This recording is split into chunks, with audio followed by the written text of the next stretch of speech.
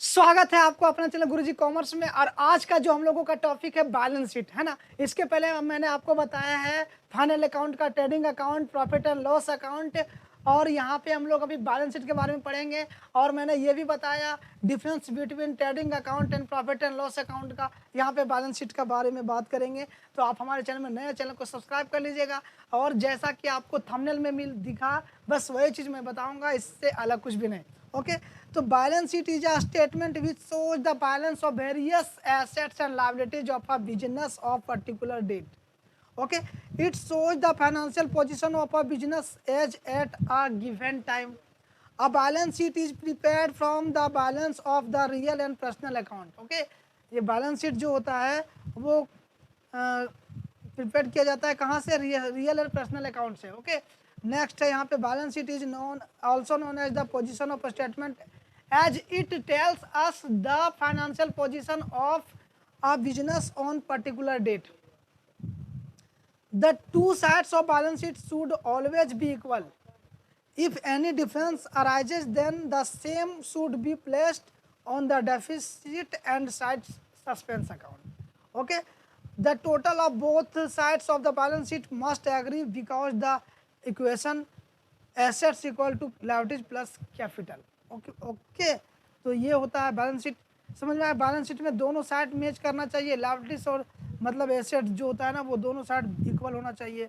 आगे देखिए, अब हम लोग इसके बारे में थोड़ा आइटम्स जो हम लोग बैलेंस शीट में लेफ्ट साइड में लिखते हैं। ठीक है, ओके। बैलेंस शीट में आप कभी डेबिट साइड और क्रेडिट साइड नहीं कहेंगे, यहाँ पे लेफ्ट और राइट साइड कहते हैं। ओके, लेफ्ट साइड और राइट साइड।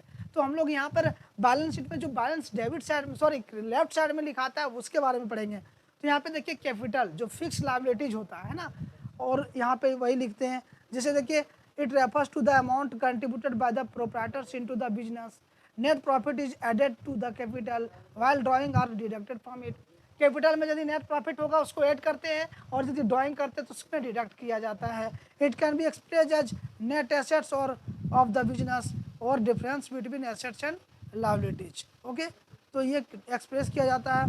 नेक्स्ट है यहाँ पे लायबिलिटीज। सेकेंड नंबर में लायबिलिटीज लिखाता है जो कि द ओरिजिन, यहाँ पर क्या है? The obligation of the business are known as liabilities.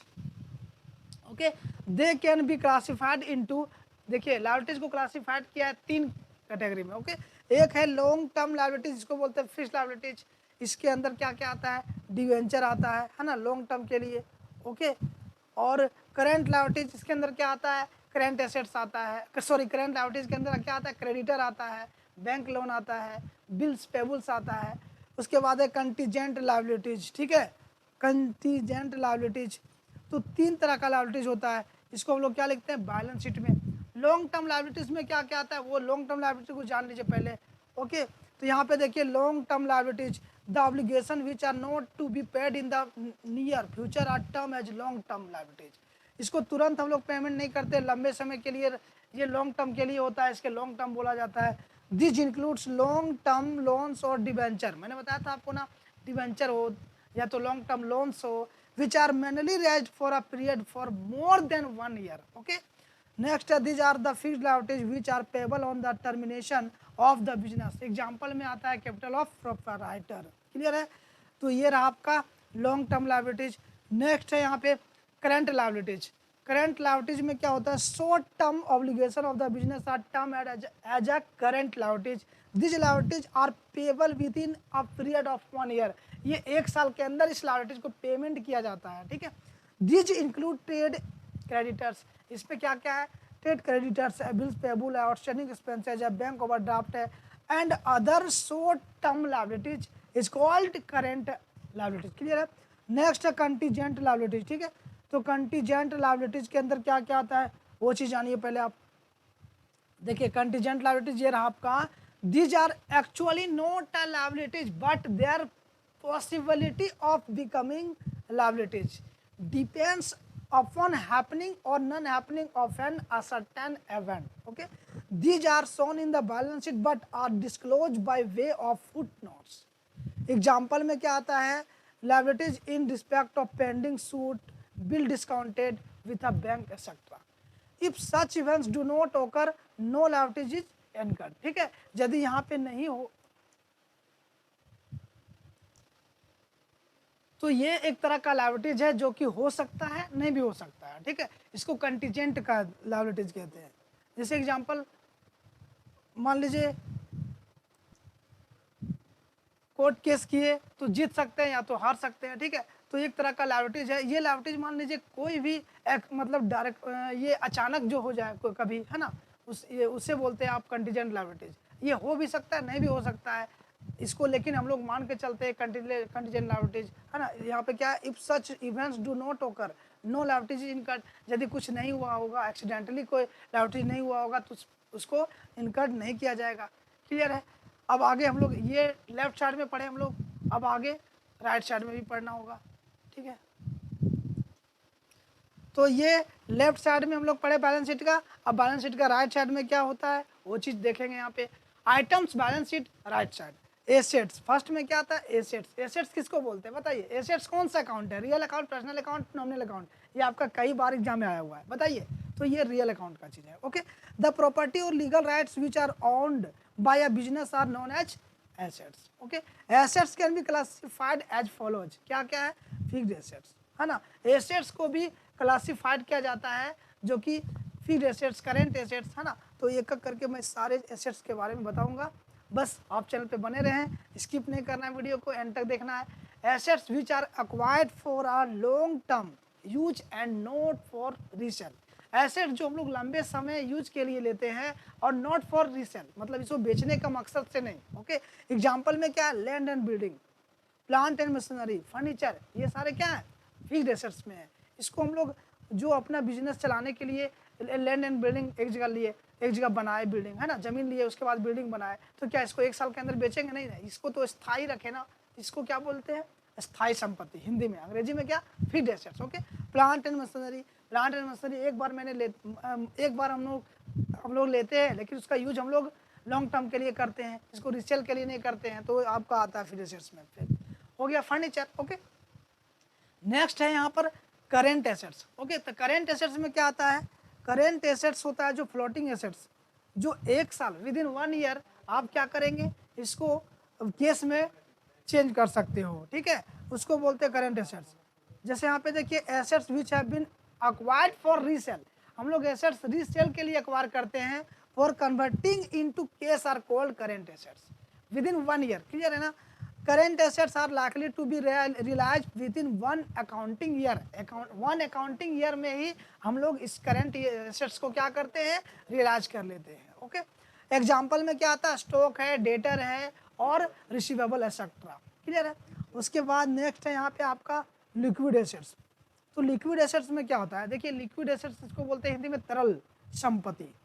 Assets which are in cash or are readily convertible into cash are known as liquid assets, है ना। एग्जांपल में क्या आता है, केस, गवर्नमेंट सिक्योरिटीज, जो कि ये लिक्विड एसेट्स होता है। उसके बाद है आपका वेस्टिंग एसेट्स। देखिए यहाँ पे assets which have a fixed content and will deplete and when the content is taken out are called wasting assets. Example में कोल, माइन, आयरन। तो यहाँ पे देखिए ये जो होता है, यहाँ पर वेस्टिंग एसेट्स में आता है आपका कोल, माइन, है ना, आयरन, और ये सब चीज़ क्या होता है, जैसे फिक्स्ड एसेट्स में क्या होता है, डेप्रिसिएशन होता है ना, उसका वैल्यू कमता है, तो लेकिन यहाँ पर डिप्लेशन होता है, ठीक है। तो कोल्स, माइंस, आयरन ये है, इसमें यदि इसका मतलब वैल्यू कम हो जाता है, ये मतलब ये कम होने लगता है, तो इसको बोलते हैं डिप्लेशन, ओके। क्या बोलते हैं, डिप्लेशन। ये मैंने आपको बताया था ना, प्रीवियस वीडियो में भी बताया। आप इसके बारे में पूरा विशेष जानकारी पाना चाहते हैं तो वो वीडियो जरूर देखेंगे, ठीक है। वहाँ पे मैंने तीनों क्या बताया था, डिप्लेशन बताया था, अमोर्टाइजेशन बताया था और डिप्रिसिएशन।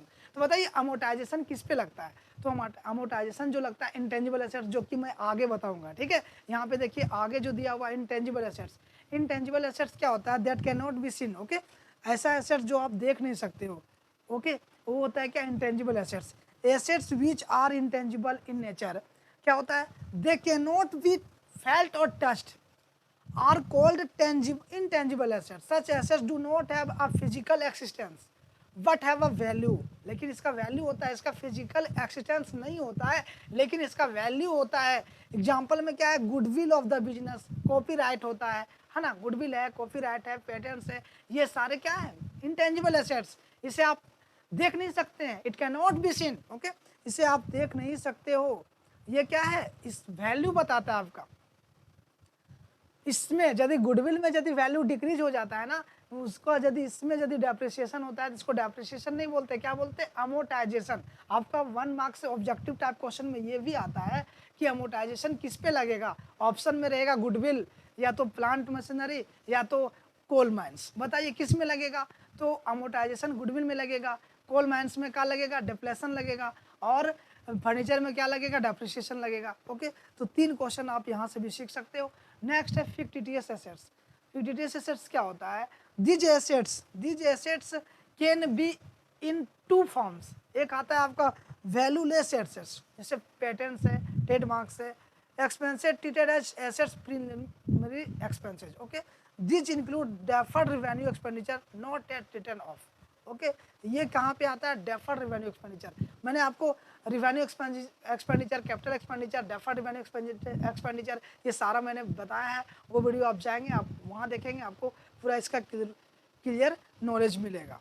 नेक्स्ट है इन्वेस्टमेंट। ओके, तो इन्वेस्टमेंट क्या होता है, तो इन्वेस्टमेंट आपका 2 टाइप का होता है, एक लॉन्ग टर्म, एक होता है शॉर्ट टर्म। ओके, तो यहाँ पे देखिए investment, they represent the capital expenditure made on purchase of shares, debenture, bonds और एनी अदर सिक्योरिटीज। समझ में आया, इन्वेस्टमेंट इसको बोलते हैं। इसमें क्या होता है, जैसे आप शेयर परचेज कर लिए, आप डिवेंचर परचेज कर लिए, या तो बॉन्ड्स परचेज किए हैं, है ना, या तो कुछ अदर सिक्योरिटीज। क्या होता है, इसमें परचेज करने में कुछ मनी लगता है ना, उसको बोलते हैं इन्वेस्टमेंट। क्लियर है, investment will earn benefit for the firm in the form of dividend, interest etcetera. Investment से क्या मिलता है, मतलब आप शेयर यदि परचेज किए हो तो शेयर से आपको डिविडेंड मिलेगा। ओके, डिवेंचर है तो इससे आपको डिवेंचर है, बॉन्ड्स है, इससे क्या मिलेगा, आपको इंटरेस्ट मिलेगा। Okay, these are shown under a separate head in the right side of balance sheet along with assets. ये जो होता है ना, ये सेपरेट राइट साइड में लिखते हैं हम लोग बैलेंस शीट का, एसेट साइड में। क्लियर है, क्योंकि इन्वेस्टमेंट अभी हम लोग जो बता रहा हूँ, जो हम लोग पढ़ रहे हैं वो एसेट्स के बारे में, तो क्या होगा आपका, मतलब राइट साइड में लिखाएगा। ठीक है, नेक्स्ट है आपका यहाँ पे देखिए मार्शलिंग ऑफ बैलेंस शीट। तो ये जो है मैं नेक्स्ट वीडियो में बताऊंगा, क्योंकि वीडियो बहुत लंबा हो रही है। यहाँ मैंने आपको बताया बैलेंस शीट के बारे में, राइट साइड में क्या लिखाता है, लेफ्ट साइड में क्या लिखाता है, बस बैलेंस शीट हो गया कंप्लीट। मिलते हैं नेक्स्ट सेशन में। जय हिंद, जय भारत। आप हमारे चैनल में नए, चैनल को सब्सक्राइब करें।